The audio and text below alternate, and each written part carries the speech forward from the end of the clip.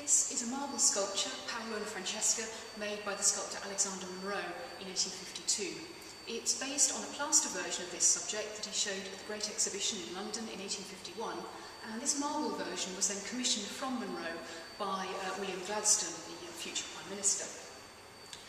Monroe was very close to the Pre-Raphaelite Brotherhood at this time in the early 1850s, and actually just about 2 years earlier, Monroe's close friend Dante Gabriel Rossetti had made a whole series of drawings around the theme of Paolo and Francesca, and we know that Monroe knew these drawings because Rossetti actually gave them as a gift to him. So there's an idea of a kind of exchange around this subject, exploring different ways of showing these two tragic lovers. The subject is taken from the Divine Comedy by the medieval poet Dante Alighieri, who was a great inspiration to Rossetti in particular. And although Paolo and Francesca were actually real-life historical figures, their story has really become most celebrated through its retelling by Dante in his poem. Francesca was unhappily married and fell in love with her brother-in-law, Paolo Malatesta. And they fell in love while reading together of the story of the quest of the Knights of the Holy Grail, and particularly the illicit love of Lancelot for Guinevere. And it's one day while reading of a moment when Lancelot is kind of fired by passion and moves in to kiss Guinevere that Paolo in turn, his kind of suppressed feelings come out and he leans in to kiss Francesca. Now Monroe chooses the moment of kind of maximum romantic and dramatic tension in this story, the moment when everything hangs in the balance. So Paolo has just seized Francesca's hand there and he's just moving in for the kiss, but he hasn't quite made contact. So at this moment, everything's hanging in the balance. You even get a sense that the book is just kind of slipping from Francesca's lap and is about to fall to the ground.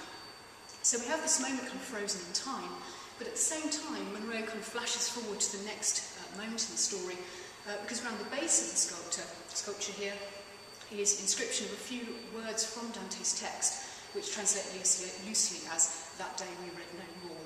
So this is a kind of point of no return for this kind of fatal affair. And it is literally a fatal affair, because when Francesca's husband discovers that she's in love with Paolo, he actually kills them both. So it's a very kind of tragic story. Now the sculpture has been described as a three-dimensional Pre-Raphaelite drawing, and that's because it shares many of the qualities that we associate with the very earliest drawings of the Pre-Raphaelite Brotherhood in the 1840s and 1850s. It's a medieval subject, a poetic subject, and one with great romantic intensity, but it also has some of the stylistic qualities that we very much think of in terms of early Pre-Raphaelite drawing by artists like Rossetti and Millet. So, for example, it has a slightly kind of pointy, angular quality. And if you look particularly at the figure of Paolo, he's got these quite exaggerated, pointy medieval shoes on. But even if you look at his facial features, he is quite kind of sharp and angular. He also has a slightly kind of awkward, ungainly quality. If you look at his legs in particular, he's kind of slightly twisted and slightly kind of pigeon-toed as well.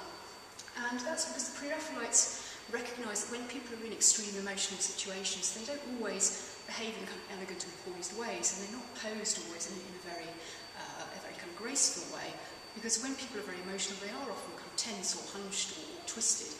And in their quest for emotional authenticity and emotional truth, the Pre-Raphaelites tried to imagine how people would actually look if they were in these extreme emotional situations. And that's one of the things that made their work look so radical and so different, and in some ways almost quite ugly to the audiences and critics of their own day. So what we have in this one work is a lot of the qualities of early Pre-Raphaelite art in general distilled into this one single work. This one very romantic, very intense, and I think very moving piece of